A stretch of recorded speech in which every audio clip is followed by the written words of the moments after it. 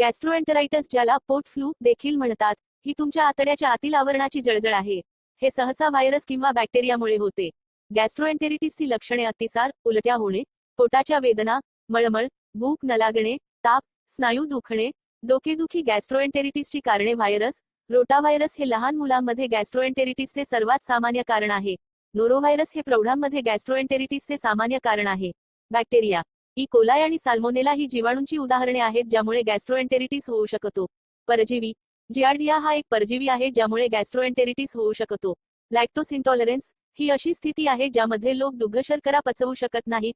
गॅस्ट्रोएंटेरिटिसचा उपचार. गॅस्ट्रोएंटेरिटिससाठी कोणतेही विशिष्ट उपचार नाहीत. बऱ्याच केसेस काही दिवसात स्वतःहून सुधारतात. भरपूर द्रवपदार्थ पिऊन हायड्रेटेड राहणे ही सर्वात महत्त्वाची गोष्ट आहे. गॅस्ट्रोएंटेरिटिस कसे टाळावे? आपले हात वारंवार साबण आणि पाण्याने धुवा. मांस योग्य तापमानात शिजवा. फळे आणि भाज्या खाण्यापूर्वी ते धुवा. आजारी लोकांशी संपर्क टाळा. तुम्हाला गॅस्ट्रोएंटेरिटिसबद्दल काही चिंता असल्यास कृपया तुमच्या डॉक्टरांना भेट देणे